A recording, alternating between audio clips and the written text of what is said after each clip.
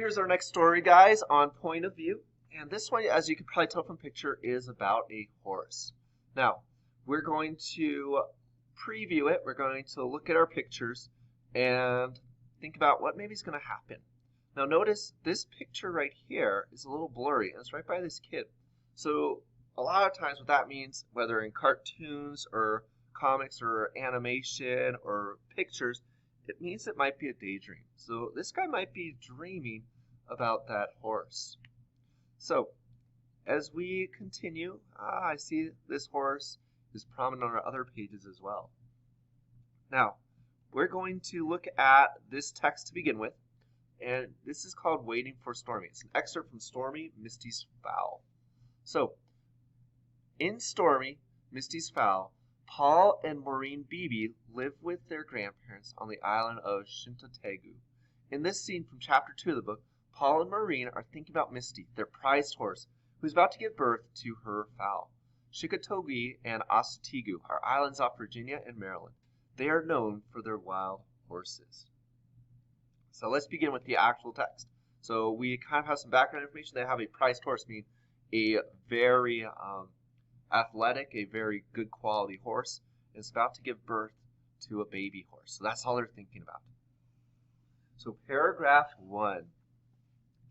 The day at school seemed never ending. Maureen answered questions like a robot. She heard her own voice say, Christopher Columbus was one of the first men who believed the world was round, so he went east by sailing west. Very good, Maureen. You may sit down. Now, the phrase is never ending and like a robot. Make me think Maureen has something else on her mind as she answers questions. I remember from the introduction that she's thinking about Misty's Fowl. I'll place number 1 next to answered questions like a robot, because I think that's going to give me that key information about what's going on. So there's my number 1. Paragraph 3. But Maureen remained standing, staring fixedly at the map on the blackboard. Her mind suddenly went racing across the world and backward in time to a tall-masted ship, not the one that Columbus sailed, but the one that brought the ponies to Asutegu. And then she saw a great wind come up, and she watched it slap the ship onto a reef and crack it open like the shell of an egg. And she saw the ponies spewed into the sea, and she heard the thrashing and screaming and all the wreckage, and one looked just like Misty.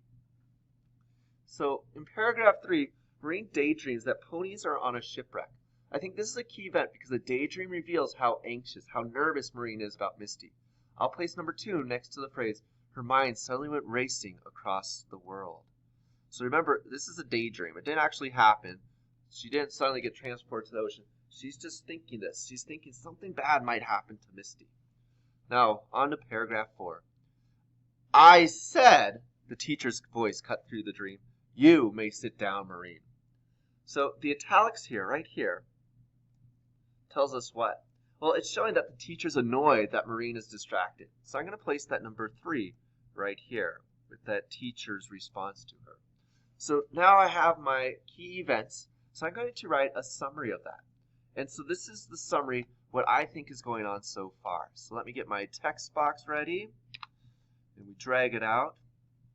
And I think Maureen, who's anxious about Misty, daydreams in class about ponies drowning in a shipwreck, much to the annoyance of her teacher. So she's really worried about her pony, even though it's annoying her teacher. Now, let's head on to our next part, paragraphs 5 through 11. And let's see what we notice here. What do we think those key events are? So let me get my draw tool so we can mark them. We left on number 3. The classroom tittered as Maureen quickly plopped into her seat. I don't know what tittered means, so I'm just going to circle it, put a question mark by it. I think it means laugh, because we know kids aren't very nice when they're called out by the teacher sometimes, but it's something we can think about as we keep going. In Paul's room, an oral examination was about to take place. We'll begin alphabetically, Miss Ogle announced. Question number 1, she said in her crisp voice. With all books closed, please explain to the class which is older, the earth or the sea, and where the first forms of life appeared. We'll begin with Teddy Appleyard. So here we have an event. We've now switched to another classroom with another teacher who's calling on people in Paul's room. Teddy stood up, pointing to a blood-splashed handkerchief he held to his nose. He was promptly excused. Now then, Paul Beebe, you are next. Dead silence. We'll begin, the teacher raised her voice, with Paul B.B. And she stretched her name out like a rubber band. And she stretched his name out like a rubber band. But even that didn't reach him. So, this is my next event. She's called on Paul, and Paul doesn't have an answer ready. Unlike his sister Maureen, who just gave a robotic answer and then doesn't listen. He doesn't even answer to begin with. So let's see what happens in paragraph 11 after that response. He was not there in the little white schoolhouse at all. In his mind, he was back at Pony Ranch, and Misty had broken out of her stall and gone tearing down the marsh. And in his fantasy, he saw the colt being born. And while it was all wet and new, it was sucked slowly into the miry bog. There was no sound, no whimper at all, just the wind squeaking through the grass. So he's also dreaming about the pony and something bad happening once birth has been given. So, what am I going to do for my summary? Well, this is what I think has happened. Paul is also distracted about Misty being back home and ready to give birth, period. He doesn't answer the teacher's question, comma, but instead is daydreaming about Misty being sucked down into a swamp, period.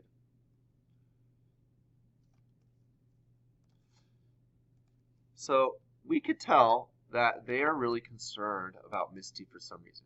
We don't really know anything besides Misty's about to give birth, but maybe she's not very healthy, or maybe it's difficult for horses to give birth. We don't really know, but we do know they have this high level of concern for her. Now, was this really an important event right here when Teddy has a bloody nose? Nah, it probably wasn't, because the story would continue without it even happening there. We could take that out and the story would be just fine. Now, was this a key event with Paul daydreaming? Yeah, that was a key event because it's his imagination of what's going on. And not only that, but it's showing that he's concerned. It doesn't say Paul's concerned, but we make that inference because he has that picture of Misty and something bad is happening to her. So that's how we can identify that it's an important event. Now, we're going to head to number 12 and keep going. Tap, tap, tap. Miss Oogle rapped her pencil sharply on the desk. Boys and girls, she said, you have all heard of people suffering from nightmares. But I declare, Paul Beebe is having a daymare. The class burst into noisy laughter, and only then did the mad dream fall apart. Back home in Misty's shed, all is warm contentment. There's plenty of hay in the manger, good hay with here and there some wet bush clover, and a block of salt hollowed out from many lickings that her tongue just fitted. She worked at it now in slow delight. Her tongue strokes stopping occasionally as she turned to watch a little brown hen rounding out a nest in a corner of the stall. Fearlessly, the hen let Misty walk around her, as if she liked company, and every now and again she made soft clucking sounds. So what's happening here? Well, it's kind of all together, but it's just showing Misty's at home, relaxing in her shed. So unlike the boy and the girl, she's not really concerned or worried. We can make that inference. Paragraph 15. Out on the marsh, Billy Blaze and Watch Eyes, pretending to be stallions, fought and neighed over the little band of mares. So these are other characters in here. And what we think they are is we think they're horses, because first they're not regular names like we have Paul and Maureen. They sound more horsey-like. But then it also says they're pretending to be stallions, or pretending to be adults. Fought and neighed over the little band of mares. Misty looked out at them for a long time, then went to her manger and slowly began munching her hay.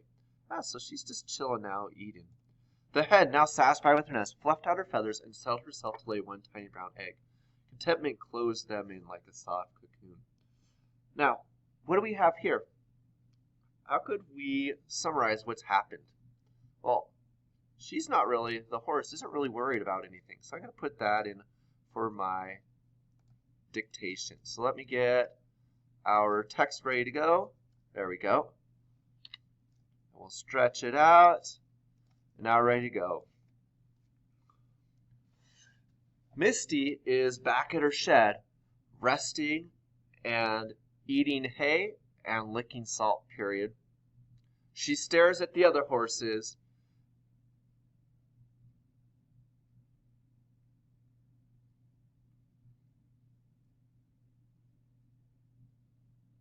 before continuing to eat hay, period.